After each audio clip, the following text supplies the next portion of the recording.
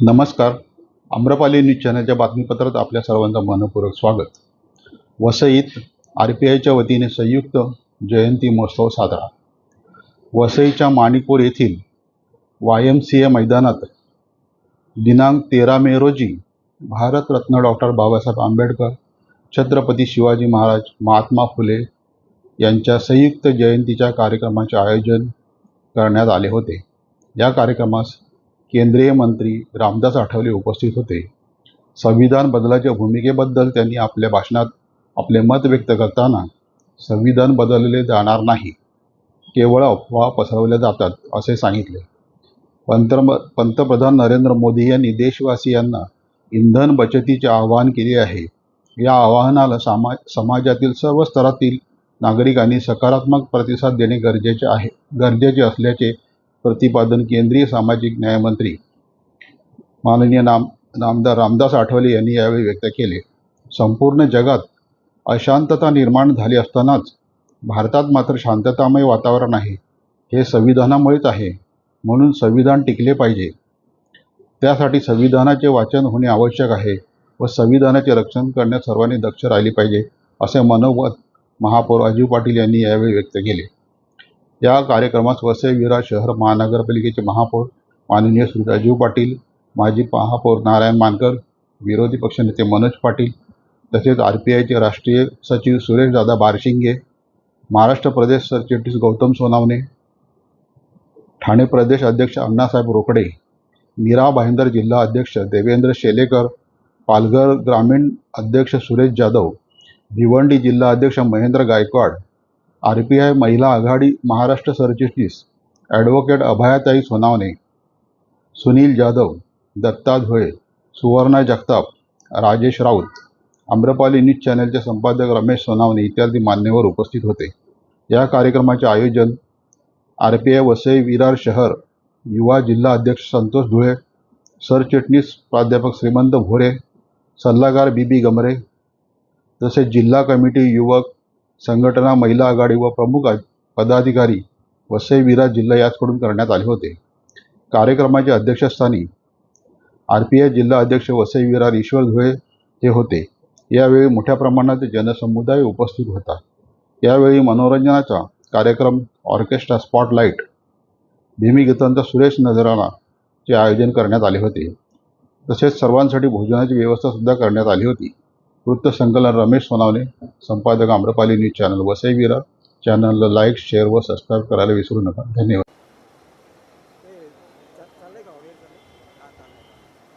या ठिकाणी आपण ताईंचं स्वागत करीत आहोत.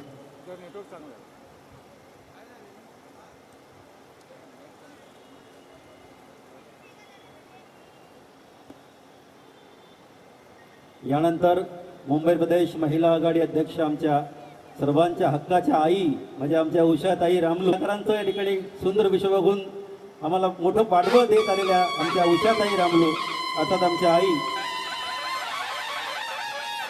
एक कणखर नेतृत्व, कणखर वाघीण, ज्यांच्या आवाजामध्ये दरारा आहे, अशा आमच्या उषाताई रामलू अर्थात आमच्या आई, आपण त्यांच्या ठिकाणी सन्मान करीत आहोत.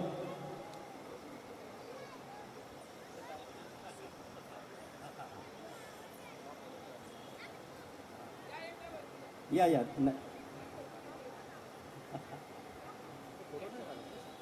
त्यांचं नेहमी सांगणं, आई या ना, या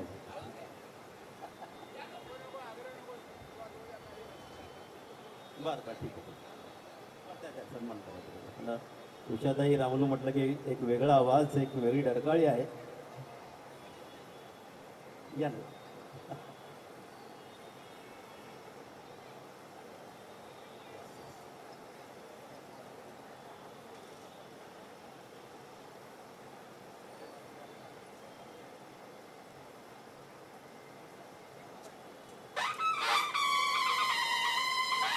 जोरदार बहारदार टाळ्या.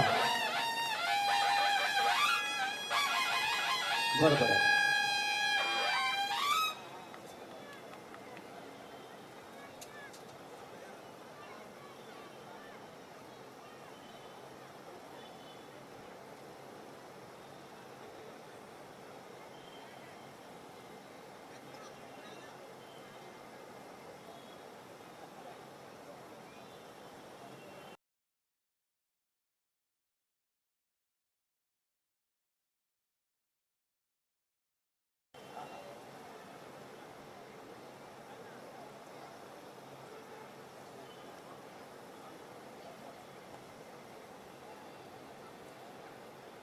यानंतर Republican party of India Vasai Virar जिल्हा आयोजित डॉक्टर बाबासाहेब आंबेडकर छत्रपती शिवाजी महाराज महात्मा ज्योतिराव फुले यांचा संयुक्त जयंती महोत्सव आणि कार्यकर्ता मेळावा या ठिकाणी आयोजित केलेला आहे. जिल्ह्याच्या वतीने मी सर्व प्रमुख कार्यकर्त्यांचं मनापासून आभार मानतो. त्याचप्रमाणे या ठिकाणी पत्रकार उपस्थित आहेत, त्यांचेही आभार मानतो. या ठिकाणी आमचे दलित मित्र बी गमरे साहेब या ठिकाणी उपस्थित आहेत, त्यांचा आभार मानतो. त्याचप्रमाणे आमचे कोकण प्रदेश अध्यक्ष रोकडे साहेब यांचे आभार मानतो. आमचे प्राध्यापक आत्माराम गोडबोले सर या ठिकाणी आलेत, अंबादास गायकवाड साहेब आलेत आणि अनेक कार्यकर्ते या ठिकाणी उपस्थित आहेत. त्यांचं जिल्ह्याच्या वतीनं मी मनापासून आभार मानतो आणि मी कार्यक्रमाला सुरुवात करायची विनंती करतो.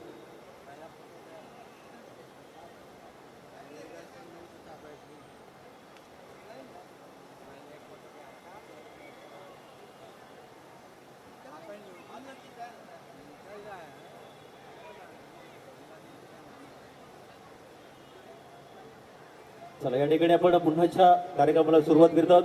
आजच्या कार्यक्रमाचं स्वरूप या ठिकाणी अतिशय तुमच्या मनापासून म्हणजे मनापर्यंत पोहोचलेलं बाबासाहेबांचं हे सुंदर पर्व, हे विश्व आपण या मंचावर इथे जपणार आहोत. अर्थात बाबासाहेबांनी दिलेलं हे योगदान आणि बाबासाहेबांनी दिलेला हा धम्म, हा जगाच्या पाठीवर आज एक नंबरचा धम्म झालेला आहे. विचार करा ना की बाबासाहेबांनी 2026 सालपर्यंत बघितलं, या जे जगामध्ये युद्ध सुरू आहे त्याची झळ आम्हाला कशी पोहोचली, गॅस टंचाई झाली की नाही. म्हणजे बाबासाहेबांना हे तेव्हा दिसलं होतं. म्हणजे काय ही दूरदृष्टी असेल बाबासाहेबांची, किती काय ते ज्ञानाचं ते प्रतीक बाबासाहेबांचं खरोखरच कौतुक करायला अहो शब्द अपुरे पडतात या ठिकाणी. आपण या सुंदर अशा वेळेला विचार, त्या काळामध्ये कुठली मीडिया नव्हती, आज ही मीडिया आहे, मोबाईल आहेत, लगेच व्हायरल होईल, फोटो काढला लगेच पसरलं जातं. पण बाबासाहेबांची त्या काळातली मीडिया एकच होती, त्याचं नाव कोणी सांगाल का? त्या मीडियाचं नाव काय होतं? हे बाबासाहेब घराघरात पोहोचले आहे कुणाच्या लक्षात? पुढे वाचलंय कुठली मीडिया होती?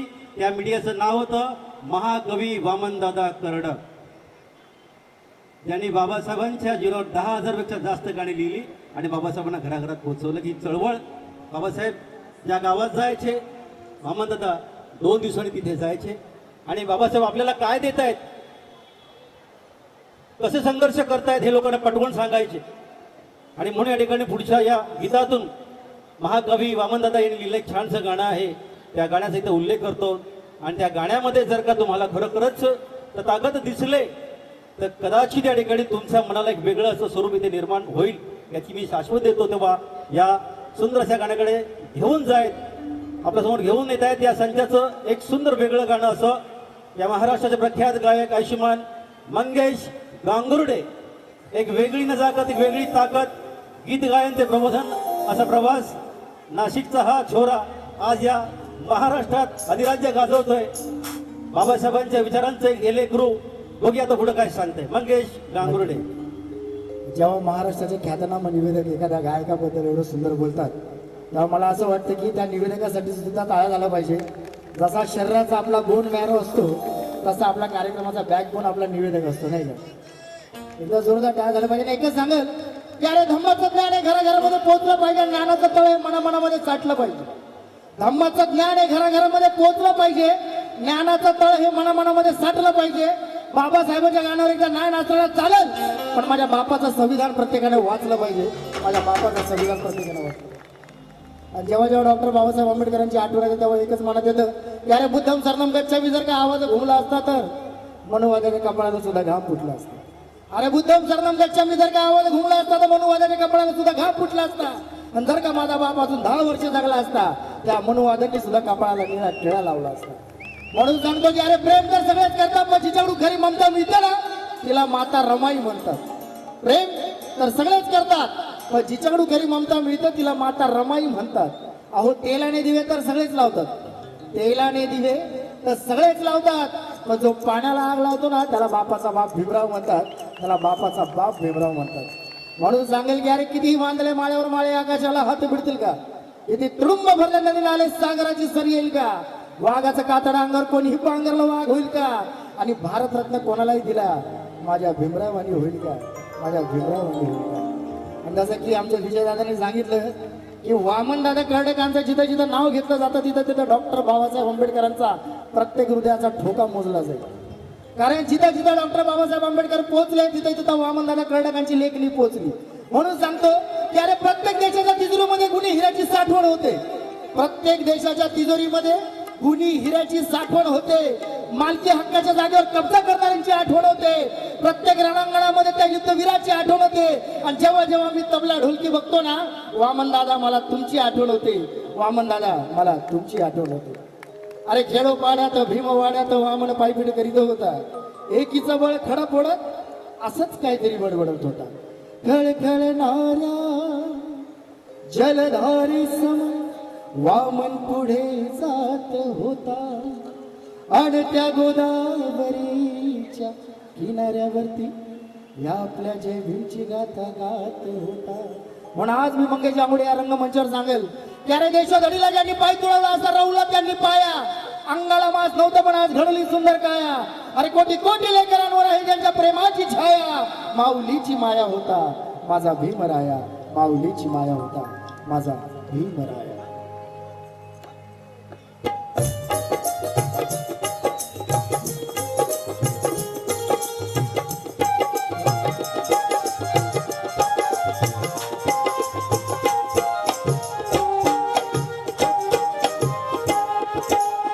सांगण्याची छाया कापराची काया.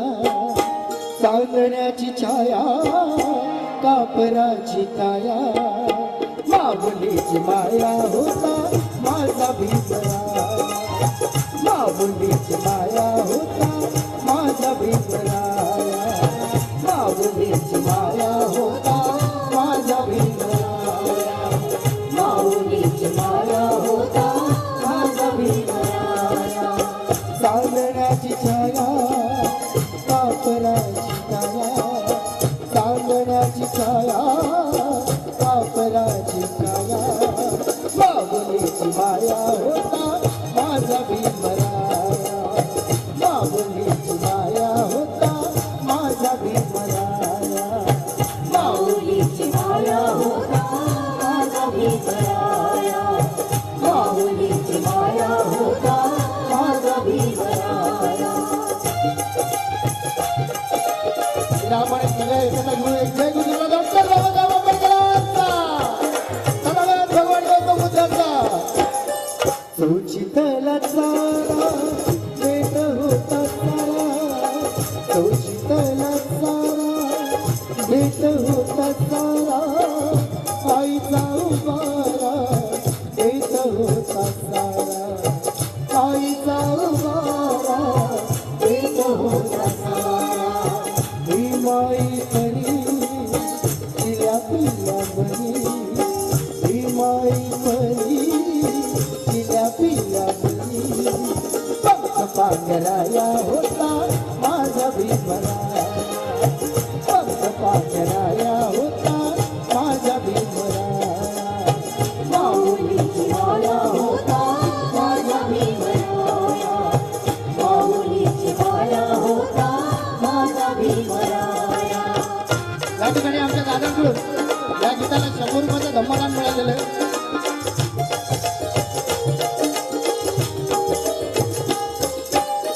बोलतात सारे विकासाची भाषा. बोलतात सारे विकासाची भाषा. लोपली निराशा. लोपली निराशा. लोपली निराशा. लोपली निराशा. 7 कोटी मंदिर विकासाच्या आधी. 7 कोटी मंदिर विकासाच्या आधी. विकासाचा पाया होता माझा भीमराया. विकासाचा पाया होता माझा भीमराया. माऊलीची माया होता माझा भीमराया. माऊलीची माया होता माझा भीमराया. चांदण्याची छाया कापराची काया. चांदण्याची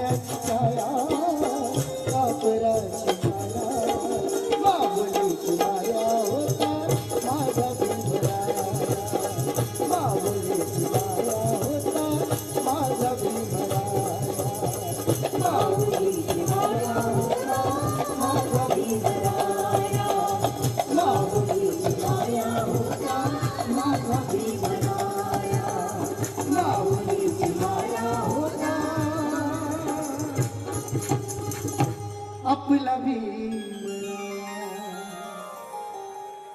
टाळ्या जरा जोरदार बहारदार टाळ्या. या ठिकाणी अजिबात थांबायचं नाही. आपण या सुंदर अशा कार्यक्रमाला आपण या ठिकाणी छानपैकी स्वरूप आणलेलं आहे.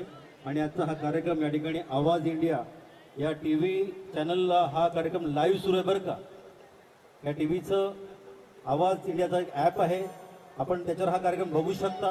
एकदा जोरदार टाळ्या आवाज इंडिया टी व्हीसाठी जरा जोरदार बहारदार टाळ्या. यानंतर भिवंडी तालुका अध्यक्ष माननीय महेंद्र गायकवाड साहेब या ठिकाणी आपल्या कार्यक्रमाला आवर्जून उपस्थित झालेले आहेत. त्यांचं या ठिकाणी सत्कार होत आहे, स्वागत होत आहे. मी संतोष डोळे यांना विनंती करतो की त्यांचं या ठिकाणी स्वागत करायचं. गायकवाड साहेब.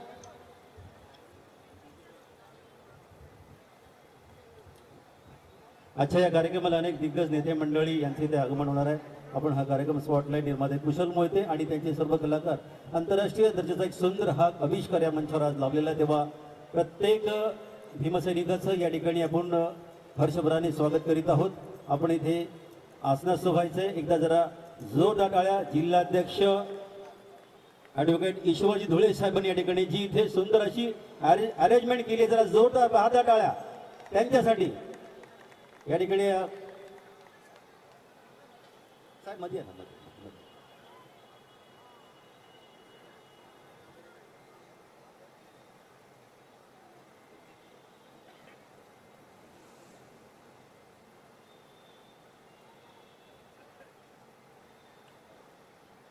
आजच्या या कार्यक्रमाला RPIचे सगळे दमदार नेतृत्व करणारे दिग्गज असे नेते मंडळी त्यांचा आपण या ठिकाणी सन्मान करीत आहोत.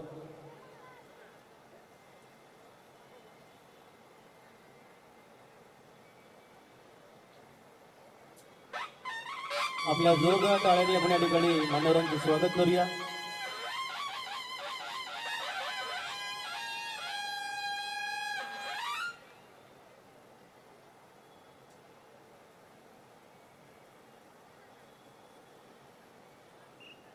धन्यवाद साहेब. आपण या ठिकाणी स्थानापन्न व्हावं. आपल्या ठिकाणी स्वागत आहे. तर पुढच्या गीताकडे आपण जाऊया. आणि प्रत्येक गीतामागे या ठिकाणी बाबासाहेबांचं हे विचार मंच त्यांचं विश्व इथे जगत असताना आनंद वाटतो की आज या जगाच्या पाठीवर आपण ज्या प्रकारे ही जयंती साजरी करतो, अगदी इथेच नव्हे तर ग्रामीण भागात खेड्यापाड्यामध्ये कितीही आपला समाज गरीब असला पण तरीसुद्धा ही हक्काची जयंती जेव्हा साजरी होते तेव्हा आमचा धम्म बांधव, आमच्या भगिनी जराही खर्चाची म्हणतात ना तमा बाळगत नाहीत. जो काही खर्च होतो होऊन जाऊ दे, पण या जगाच्या पाठीवर असा बाप पुन्हा होणे शक्य नाही. आणि या आपल्या हक्काची ही बापा जयंती साजरी आपण कशा प्रकारे साजरी करतो, एक छानसं गाणं या महाराष्ट्राच्या प्रख्यात गायिका वेळात वेळ काढून या ठिकाणी महापौर साहेब, माजी उपमहापौर, विरोधी पक्षनेते या ठिकाणी वेळात वेळ काढून आले त्याबद्दल वसई विरार जिल्ह्याच्या वतीने आम्ही त्यांचं मनपूर्वक स्वागत करतो. त्यांचं जोरदार टाळ्या वाजून स्वागत करायचं आहे. सर्वांना विनंती आहे जोरदार टाळ्या वाजून त्यांचं स्वागत करायचं आहे.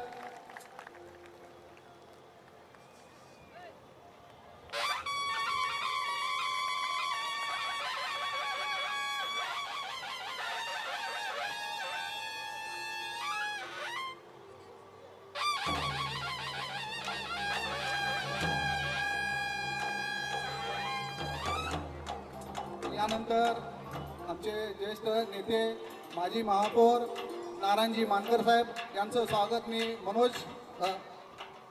मंगेश सावंत यांना त्यांचं स्वागत करण्याची विनंती करतो.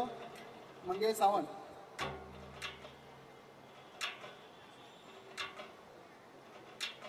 जोरदार टाळ्या वाजवून त्यांचं स्वागत करायचं. जोरदार टाळ्या.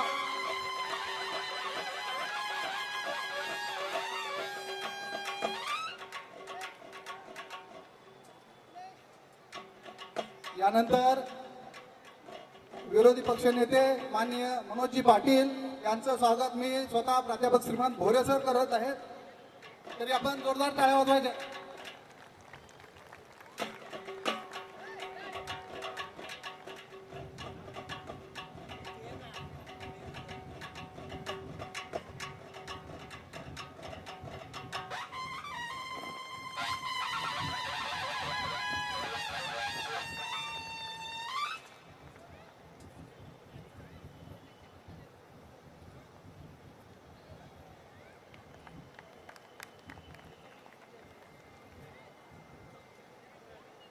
यानंतर माजी उपमहापौर माननीय प्रकाशजी रॉड्रिक साहेब यांचं स्वागत कुंदन जाधव यांनी करायचं आहे.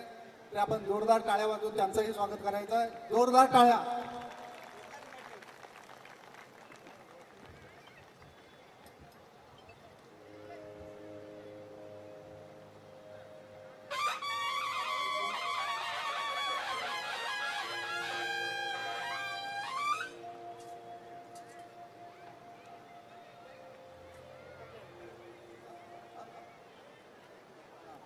यानंतर सर्वांच्या वतीने महापौर आदरणीय आजीवजी पाटील साहेब या जयंती उत्सवानिमित्त 2 शब्द बोलतील आणि आमचे जरा प्रोत्साहन देतील.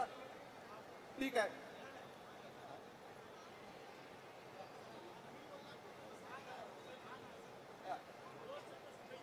दोन शब्द शुभेच्छा देतील आणि आमचं जरा प्रोत्साहन देतील आम्हाला, अशी मी त्यांना विनंती करतो.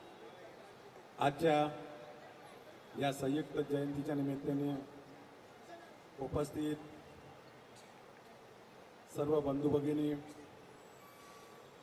खरं म्हणजे आज असा प्रसंग आहे का ज्या जयंतीसाठी आपण उपस्थित आहोत त्या जयंतीला येणारे आपले समाजमित्र म्हणा, आपले मार्गदर्शक म्हणा किंवा अजातशत्रू आठवले साहेब यांची आपण वाट बघतोय. खरं म्हणजे बाबासाहेबांच्या बद्दल मी सर्व ठिकाणी यावेळी एकच सांगितलेलं आहे, काय अधिक काय मी सांगत नाही. जगात सगळ्या ठिकाणी अशांतता आहे, शांतता कुठेच नाही. बऱ्याच जणांना भारताचं काय होईल असं वाटत असतं. आज जगामध्ये आपला देश असा आहे का अनेक जाती, अनेक धर्म, अनेक पंथ, अनेक भाषा आहेत, तरी सुद्धा आपल्याकडे कुठलीही घटना इकडूनची तिकडे होत नाही. त्याला एकच कारण आहे की आपली घटना जे आपल्याला बाबासाहेबांनी दिलेली आहे आणि त्या घटनेमुळे संपूर्ण भारत एकसंघ बांधलेला आहे. सर्व भिंती अबाधित राहिल्या भारताच्या. त्याचं कारण ते आहे आणि त्यांचा अभ्यास जगामध्ये होतो आणि जगात सर्वजण आपल्या घटनेचं अनुकरण करतात. आणि मला वाटतं आजच्या या जयंतीच्या दिनी सगळ्यांना एकच विनंती करीन की आपल्याला घटनेचं पालन केलं पाहिजे, घटनेच्या प्रत्येक गोष्टीचं पालन केलं पाहिजे. बऱ्याच वेळा मी बघतो स्टेजवरनं घटनेत जे लिहिलं आहे त्याच्या विरुद्ध कोणतरी बोलत असतं. तर खरं म्हणजे घटनेचं पालन जो जो करेल तो सुदीन असेल. मगाशी भगवान बुद्धांचं वचन याबद्दल मला आठवण झाली की किमान भगवान बुद्धाच्या एका वचनाचा तुमच्या माझ्या सगळ्यांनी जरी पालन केलं ते देखील एक समाजासाठी, आपल्या देशासाठी उपयुक्त असेल. एवढंच मी बोलतो, अधिक काही बोलत नाही आणि माझे 2 शब्द संपवतो. जय हिंद, जय महाराष्ट्र. आमच्या सगळ्यांच्या वतीने मी एकच सांगेन की महापालिका कायम आपल्या सगळ्यांच्या पाठीशी उभी आहे आणि याही पुढे ती तशीच उभी राहील एवढी ग्वाही देतो. धन्यवाद. जय हिंद, जय भारत, जय बुद्ध. धन्यवाद महापौर साहेब.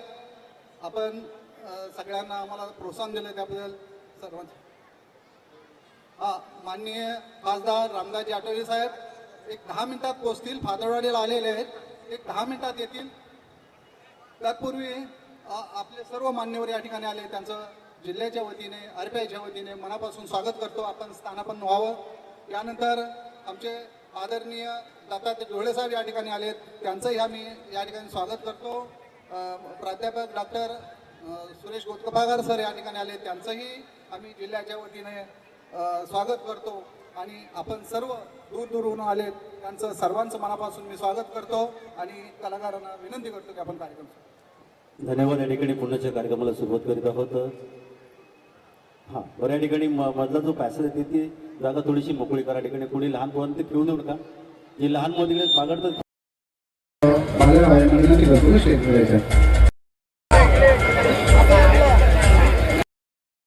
सत्कार होत आहे.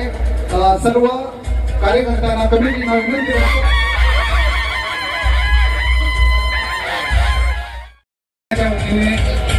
सर्व मान्यवरांचं, मान्य आठवले साहेबांचं भव्य स्वागत करण्यात येत आहे.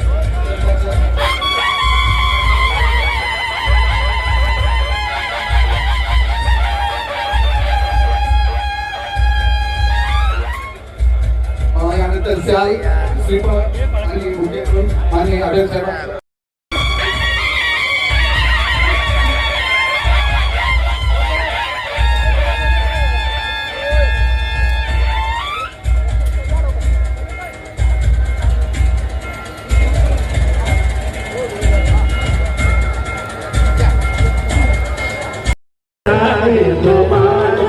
गुणी गुणांचा राजा दिनांचा गुणी गुणांचा राजा दिनांचा ताटून संसार साज येणार बाई प्यारी बाळासाहेबांना विनंती करतो स्टेज करायचं.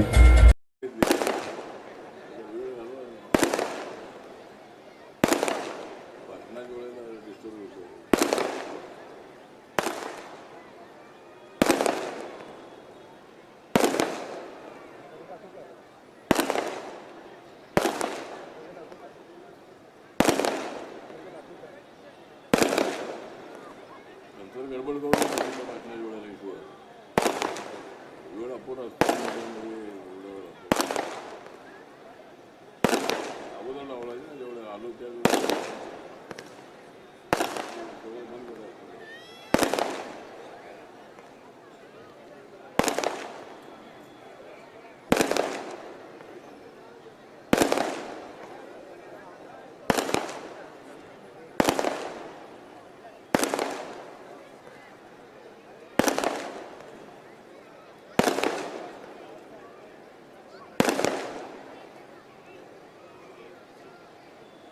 झालं का नंतर असं करू नका गडबड काय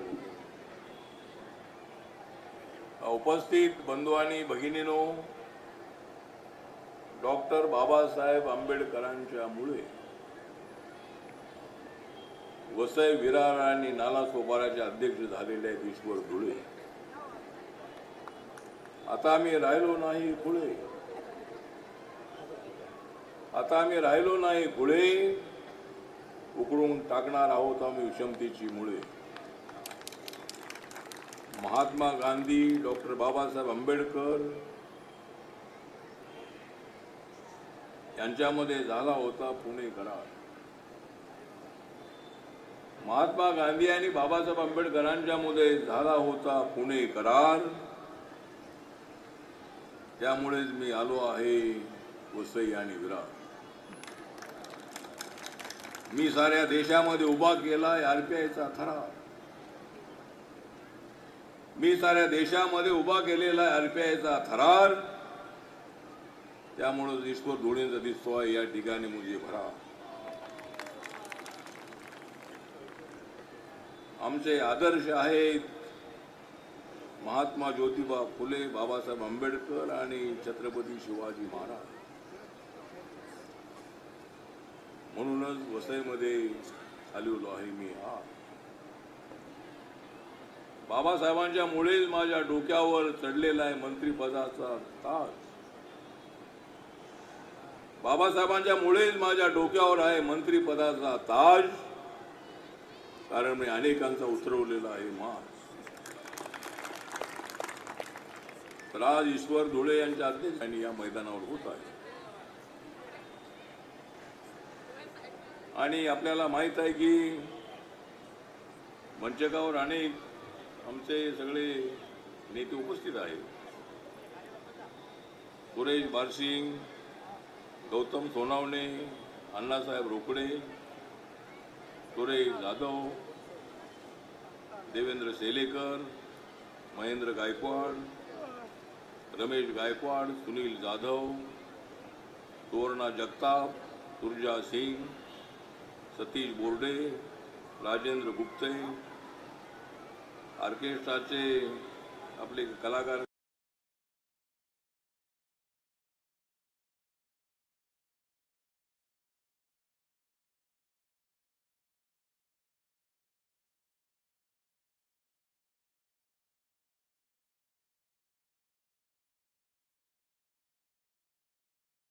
कुशल मोहिते, चंद्रमणी मठ कथा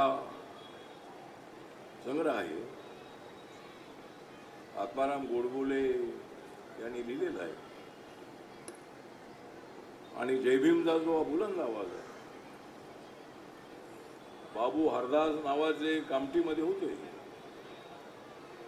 बाबासाहेब आंबेडकरांच्या मुवमेंटमध्ये त्या काळामध्ये काम करत होते आणि त्यांनी सुरुवातीला जय भीमचा नारा दिला होता. एक तर आमच्यासाठी आम्हाला अत्यंत उत्स्फूर्त करणार आहे जय भीमचा नारा. आम्हा दलितांना जागा करत आहे जय भीमचा नारा, म्हणूनच जागा होत आहे भारत सारा. बाबासाहेब आंबेडकर तर आहे त्या देशामध्ये चमकणारा तारा. बाबासाहेब आंबेडकरजी तर आहे त्या देशामध्ये चमकणारा तारा.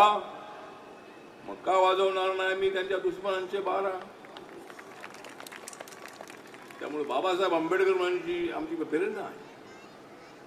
बाबासाहेब आंबेडकर नसते तर कदाचित मला दिल्लीच्या तख्तापर्यंत जाता आलं नसतं. कदाचित ईश्वर धुळेना या अशा मैदानामध्ये जयंती सभा घेता आली नसती. पिढ्यापासून वेशीच्या बाहेर राहिलेला आपला समाज. बाबासाहेब आंबेडकर जर नसते तर आमचं काय झालं असतं सांगता येत नाही. पण बाबासाहेब आंबेडकरांनी संघर्ष उभा केला. बाबासाहेब आंबेडकरांनी दलितांना जागृत करण्यासाठी सांगितलं की गुलामाला गुलामीची जाणीव करून दिल्याशिवाय तो बंड करून उठत नाही. जगायचं असेल तर माणसासारखं जगायचं. गुलामासारखं आम्ही आता जगणार नाही. आमच्या अनेक पिढ्या गुलामासारख्या जगल्या, पण बाबासाहेब म्हणाले की आम्ही गुलामासारखे अजिबात जगणार नाही. आम्हाला माणुसकी हवी आहे. आणि बाबासाहेब आंबेडकरांचं एवढं प्रगल्भ व्यक्तिमत्व होतं. बाबासाहेब आंबेडकरांनी अनेक अन्याय सहन केले होते, तरी सुद्धा बाबासाहेब आंबेडकर महात्मा गांधीजींनी सांगितलं होतं पंडित जवाहरलाल नेहरूंना, या देशाचं संविधान लिहिण्याचं एकाच माणसामध्ये सामर्थ्य आहे आणि ते नाव आहे डॉक्टर बाबासाहेब आंबेडकर. बाबासाहेब आंबेडकरांना ड्राफ्टिंग कमिटीचं चेअरमन बनवण्यात आलं होतं. संविधान बनवण्यामध्ये डॉक्टर राजेंद्र प्रसाद हे अध्यक्ष होते संविधान सभेचे आणि सगळेच लोक होते त्यामध्ये. पण 26 नोव्हेंबर 1949ला ज्यावेळेला बाबासाहेब आंबेडकरांनी संविधानाचा ड्राफ्ट डॉक्टर राजेंद्र प्रसाद पंडित जवाहरलाल नेहरू यांना दिला, त्यावेळेला त्यांच्याच तोंडातून उद्गार निघाले होते की डॉक्टर आंबेडकर आपण ज्या घटनेचे शिल्पकार आहात, आर्किटेक्ट आहात. बाबासाहेबांनी रात्र जागून हे संविधान लिहिलं. या देशातल्या 6-7 हजार जातींना जोडणं अत्यंत अवघड होतं. या देशामध्ये असणारे 7-8 धर्माच्या लोकांना एकत्र आणणं फार अवघड होतं. या देशामध्ये 18-20 भाषाचे लोक या ठिकाणी आहेत, त्यांना एकत्र आणणं अत्यंत अडचणीत होतं. पण माझ्या भीमाने किमया केली. माझ्या बाबासाहेब आंबेडकरांनी संविधानाच्या माध्यमातून या सर्वांना एकत्रित आणलेलं आहे. यांना कुणी जरी तोडण्याचा प्रयत्न केला तरी अजिबात ते तुटणार नाहीत. आणि जर असं कोणी तोडण्याचा प्रयत्न केला तर आम्ही त्याला झोडल्याशिवाय अजिबात राहणार नाही. बाबासाहेब आंबेडकरांचं संविधान वाचलं पाहिजे. कोण म्हणतोय बाबासाहेब आंबेडकरांचं संविधान कुणी बदलणार आहे? कुणी मायेचा लाल अजून आलेला नाही माझ्या बाबाच्या संविधानाला हात लावायला. संविधान कुणीच बदलू शकत नाही. अफवा पसरवल्या जातात, प्रचार पॉलिटिकल केला जातो. पण मी आपल्याला सांगतो की मी त्या नरेंद्र मोदींच्या सरकारमध्ये आहे. नरेंद्र मोदींच्या काळामध्ये बाबासाहेबांची सगळी स्मारकं पूर्ण झालेली आहे. काँग्रेसच्या काळामध्ये मी त्यांच्यासोबत होतो, पण बाबासाहेबांची स्मारकं पूर्ण होत नव्हती.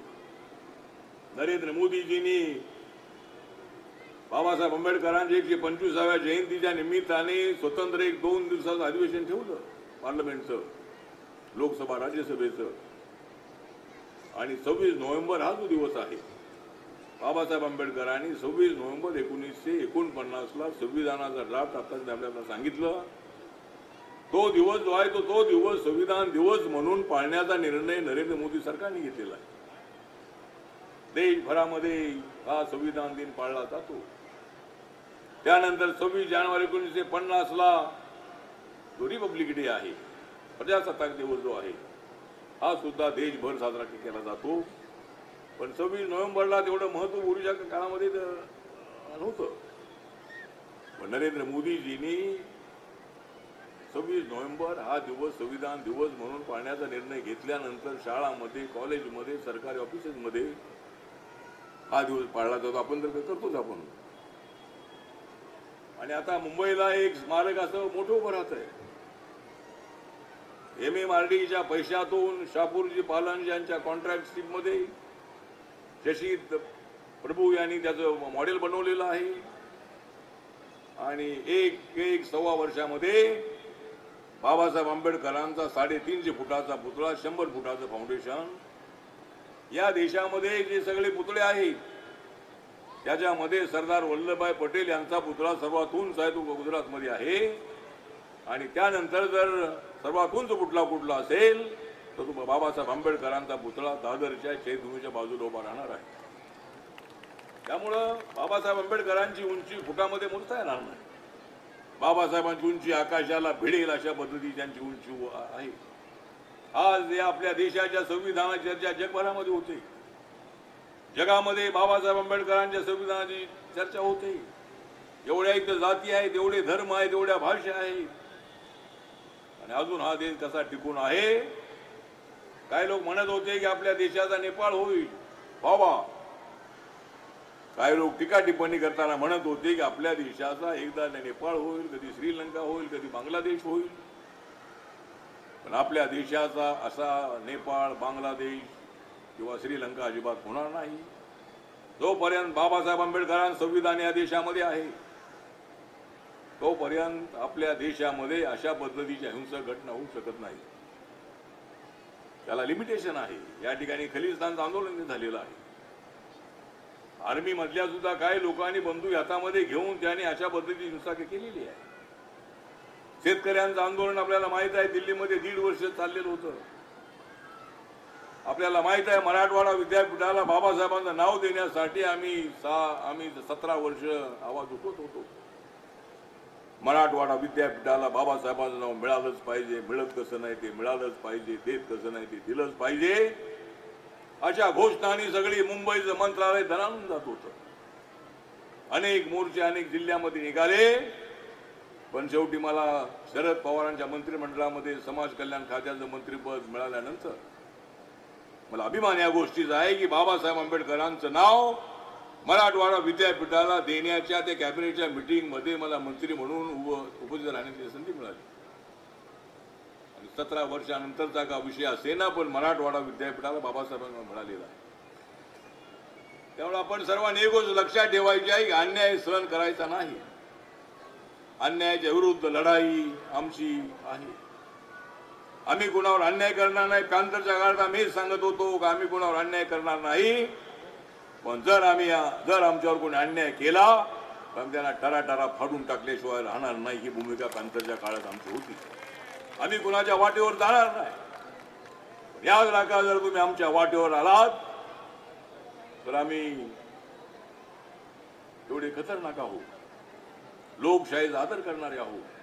बाबासाहेब आंबेडकरांच्या संविधानाचा आदर करणारे आम्ही लोक आहोत. सर्व धर्म समभावाची आम्हाला शिक्षा आमच्या मनामध्ये आहे. जर माझ्या बाबाच्या संविधानाचा अपमान होत असेल, देशाचा जर कोणी अपमान करत असेल तर त्या अपमान करणाऱ्यांच्या विरोधामध्ये एक जबरदस्त फळी उभी करणं अत्यंत आवश्यक आहे. या देशाच्या लोकशाहीला कोणी धोक्यात आणू शकत नाही. आपल्या देशाची लोकशाही 1 मॅन 1 व्होट 1 व्हॅल्यू, एका माणसाच्या एका मताला एकच मूल्य. आणि मी आपल्याला सांगतो की मतदानाच्या वेळेला 100% लोकांनी मतदान करणं आवश्यक आहे. आता वेस्ट बेंगॉलमध्ये त्या ठिकाणी 91%, 92%, 93%, 94%, 95%, काही ठिकाणी 96% एवढं मतदान झालेलं आहे. आपण सुद्धा जागृती करणं अत्यंत आवश्यक आहे की मतदानाचा हक्क 5 वर्षांवर एकदा बजवायचा असतो. त्यामुळे मतदान करण्यासाठी आपण जाणं अत्यंत आवश्यक आहे. बोगस वोटिंग करायचं नाही, पण खरं वोटिंग आपल्याला करण्यासाठी ज्यांची नावं आहेत त्या सगळ्यांनी वोटिंग करणं अत्यंत आवश्यक आहे. मी लोकसभेत असताना 2 वेळेला ही भूमिका मांडलेली आहे की कंपल्सरी वोटिंग होणं आवश्यक आहे. 100% लोकांनी वोटिंग देणं अत्यंत आवश्यक आहे. लोकांच्या मनामध्ये ज्याला सत्तेवर आणायचं आहे त्यांना आणण्याचा अधिकार आहे. आणि आपल्याला माहित आहे की एका मताला सुद्धा किती किंमत असते. मला माहित आहे की आम्ही काँग्रेस पक्षाच्या अलायन्समध्ये RPIचे 4 आम्ही मेंबर ऑफ पार्लमेंट होतो लोकसभेमध्ये. आपले प्रकाश आंबेडकर साहेब होते, गवई साहेब होते, कवाडे सर होते, मी होतो. आणि त्यावेळेला अटल बिहारी वाजपेयी सरकारच्या विरोधामध्ये, त्यावेळेला इंडियाचं सरकार होतं, जॉर्ज फर्नांडिस, नितीश कुमार, ममता बॅनर्जी, DMK आणि अशा अनेक जे पक्ष होते, या सगळ्या अनेक पक्षांनी अटल बिहारी वाजपेयींच्या सरकारला पाठिंबा दिला होता. आणि NDAचं सरकार त्यावेळेला आलं होतं, नॅशनल डेमोक्रेटिक अलायन्सचं सरकार. आणि त्यावेळेला अविश्वास ठरावाच्या वेळेला मतदान झालं. आणि आम्ही सुद्धा 4 लोकांनी आम्ही अटल बिहारी वाजपेयी सरकारच्या विरोधात मतदान केलेलं होतं. त्यामुळं अटल बिहारी वाजपेयी यांचं सरकार एकाच मतात हरलं होतं. एकाच मतात हरलेलं होतं. म्हणजे एका मताला किती किंमत आहे हे सगळ्या जगाने पाहिलेलं आहे. भारतीय लोकशाही किती समृद्ध आहे, भारतीय डेमोक्रेसी किती अत्यंत ऍक्टिव्ह आहे, भारतीय डेमोक्रेसी किती योग्य आहे, अशा पद्धतीची चर्चा झालेली होती. आणि आम्हाला कुणी अमेरिकेने, इंग्लंडने आम्हाला लोकशाही शिकवण्याची आवश्यकता नाही. लोकशाहीचा उगम आपल्या देशातला आहे. तथागत गौतम बुद्धांच्या काळामध्ये भिक्खूंमध्ये ज्या वेळेला वाद व्हायचा, एखाद्या मुद्द्यावर काय करायचं या संबंधामध्ये चर्चा होत असताना प्रत्येकाला मत मांडण्याचा अधिकार होता. आणि प्रत्येकाला मत मांडत असताना त्या ठिकाणी मतभेद असायचे. निर्णय घ्यायचा का कसा, त्यावेळेला तथागतांनी सांगितलं की बहुमताचा निर्णय हा एकमताचा निर्णय करायचा. आणि मग ती खरी लोकशाही आहे. बहुमताचा निर्णय जो आहे तो निर्णय सर्वांनी मान्य करायचा, अशा पद्धतीची भूमिका त्या काळामध्ये 2500 वर्षापूर्वी आपल्या देशामध्ये लोकशाही उगम झालेला आहे. आणि आम्हाला अभिमान आहे की नालासोपारा या ठिकाणी सम्राट अशोक हे जे होते ते गौतम बुद्धानंतर 300 वर्षानंतरचा त्यांचा कार्यकाल आहे. आणि सम्राट अशोकाने आपल्याला माहित आहे की कलिंगा युद्ध जिंकलं होतं. कलिंगा हा जो देश होता, हा जो प्रांत होता, हा आपल्या भुवनेश्वर पासून 10-11 किलोमीटरवरती आहे. मी ओडिसाला गेलो की प्रत्येक वेळेला त्या ठिकाणी जाऊन येतो. आणि त्या ठिकाणी कलिंगा युद्ध झालं आणि त्यावेळेला असं सांगतात की मांसाचा चिखल झाला होता, रक्ताच्या नद्या वाहत होत्या. म्हणजे सगळ्या दुश्मनांना त्या ठिकाणी सम्राट अशोकाच्या सैनिकांनी संपवलं होतं. हे सगळं चित्र पाहिल्यानंतर सम्राट अशोक अस्वस्थ झाले. अशा पद्धतीच्या विजयामध्ये ते मला आनंद नाही, अशा पद्धतीची भावना त्यांची झाली. आणि सम्राट अशोक बुद्धाकडे वळले, बुद्धाच्या विचाराकडे वळले. अंगुलीमालासारखे जे काही मोठे गुन्हेगार होते, डाकू होते, श्रावस्तीच्या बाजूलाच एक जंगल आहे त्या ठिकाणी जाऊन आलो. आणि श्रावस्तीच्या ठिकाणी गौतम बुद्ध अनेक वर्ष राहिले होते. त्या ठिकाणी मोठं जंगल होतं. त्या जंगलामध्ये अंगुलीमाल हे लोकांची बोटं तोडायचे आणि ते माळ आपल्या याच्यामध्ये अडकवायचे. नंतर ते सुद्धा गौतम बुद्धांच्या विचाराशी समृद्ध झाले आणि ते बौद्ध झाले, ते बौद्ध भिक्खू झाले. त्यामुळे बुद्धाचाच विचार आहे हा अत्यंत समतेचा विचार, मानवतेचा विचार, अहिंसेचा विचार, विश्वशांतीचा विचार. आणि सम्राट अशोकांची जी मुलं होती संघमित्र आणि महेंद्रा, ते त्या नालासोपाऱ्यामध्ये आले होते.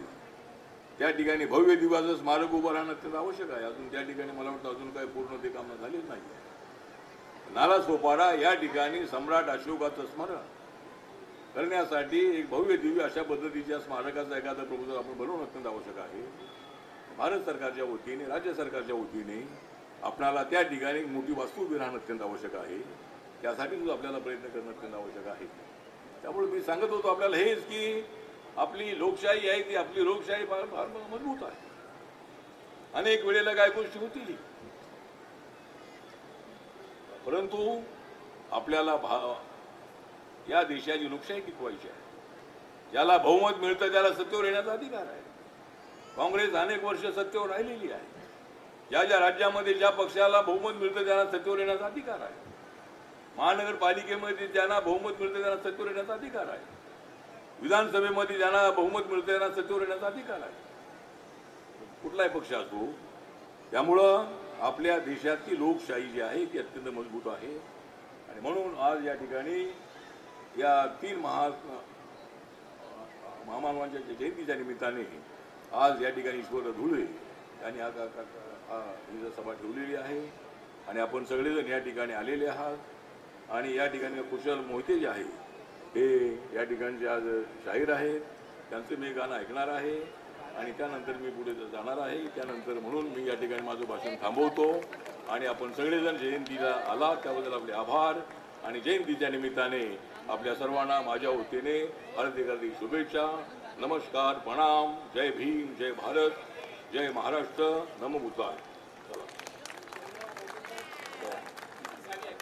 धन्यवाद पटेल साहेब. आपण प्रत्येक वर्षी आमच्या विनंतीला मान देऊन वेळात वेळ काढून या ठिकाणी येता त्याबद्दल जिल्ह्याच्या वतीने आपले आभार मानतो. आणि या ठिकाणी अजूनही गाणी बाकी आहेत. याला येणार, दुःख समुदाय